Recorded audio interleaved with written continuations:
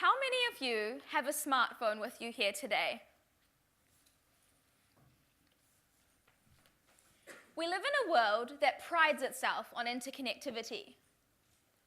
No matter where you are, using just your smartphone, you can connect with almost anyone, anywhere.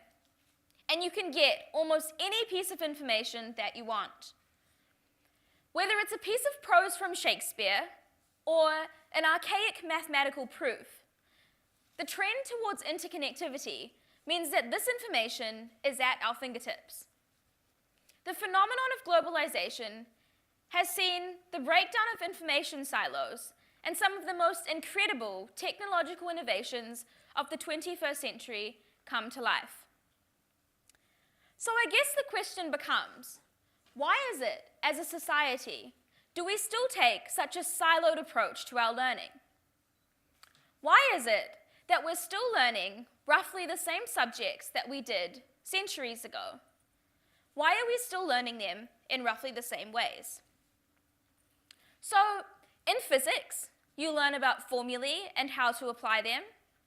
And in literature, you learn about texts written by incredible authors, and you discuss them in the form of essays. In biology, you learn about the organic world around us and how it functions. But how often do you blur the boundaries between these subjects? How often do you look at these subjects and do you apply things that you learn from one to another?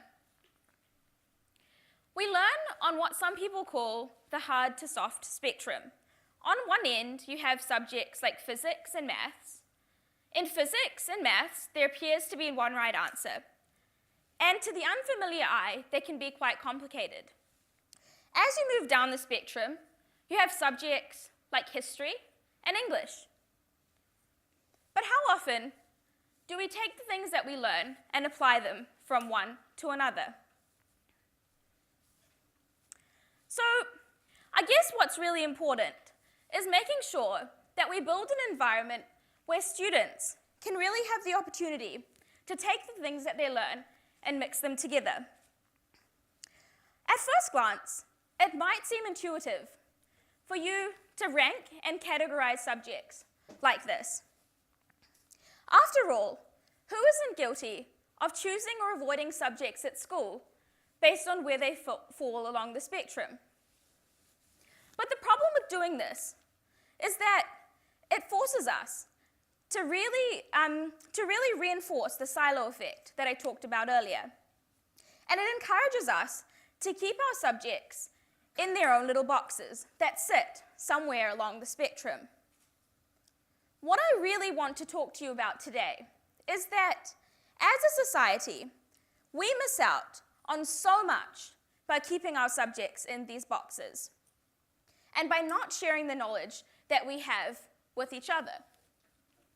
I want to talk to you guys about a concept called active learning.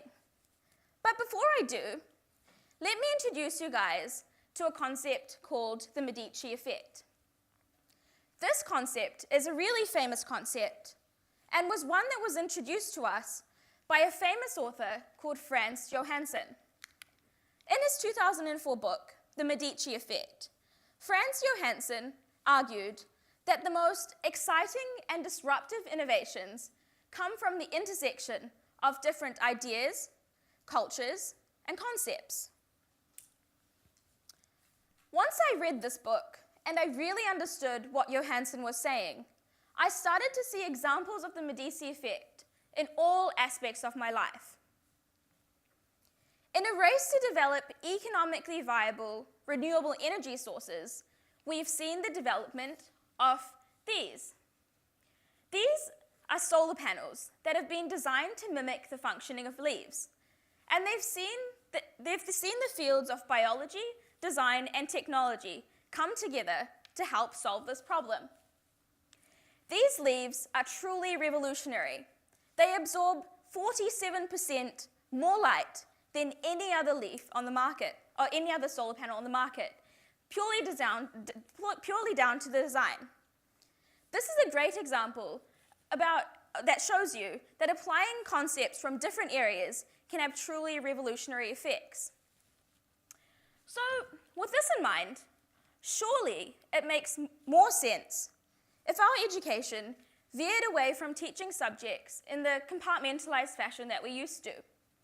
Perhaps it's time for us to consider learning as something that should happen in a more integrated way, as something that allows students the opportunity to learn concepts and ideas in one area and then encourages them to apply it to another.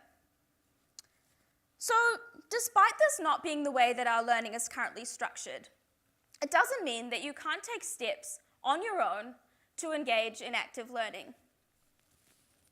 Active learning is a process of taking all the knowledge that you have in different areas, combining it, and then reinforcing this knowledge through taking action.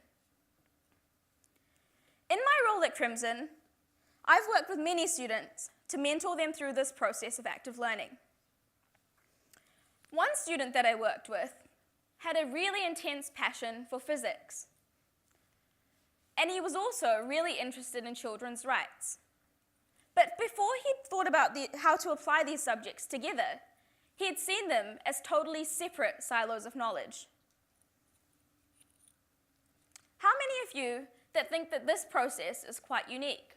The process of applying things together. This student really did.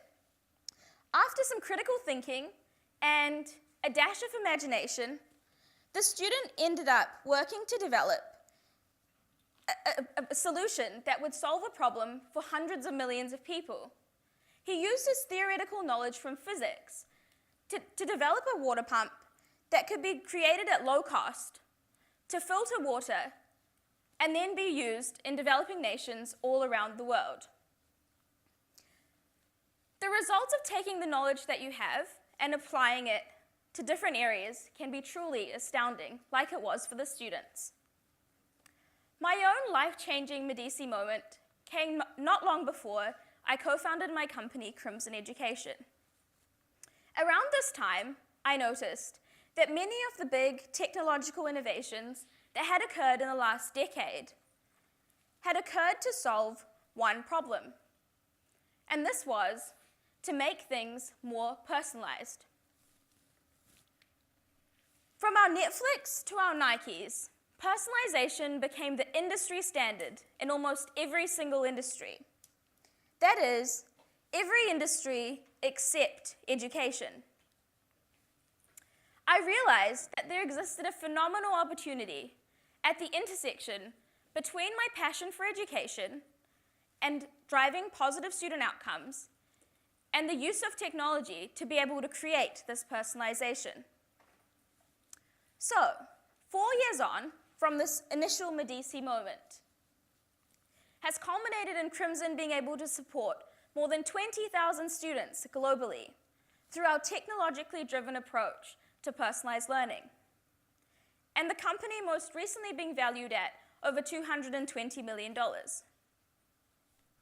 So there are endless examples of the phenomenal things that can happen when you actively explore the intersection between different areas of knowledge, and some of these things can be absolutely life-changing. So, today I've talked to you guys about new ideas, and I've talked to you about innovations, and I've talked to you about expanding new frontiers, and some of you might be sitting here thinking, this is really not my thing. But even if that's the case, active learning can still have incredible benefits for you in all areas of your life. Bringing new ideas into new contexts isn't just useful for creating new ideas. It also helps to reinforce the things that you already know. So, let's imagine your brain as a library and your knowledge as books. There are so many facts that are tucked away in the dusty corners of your mind that, unless really prompted out of you, will not see the light of day again.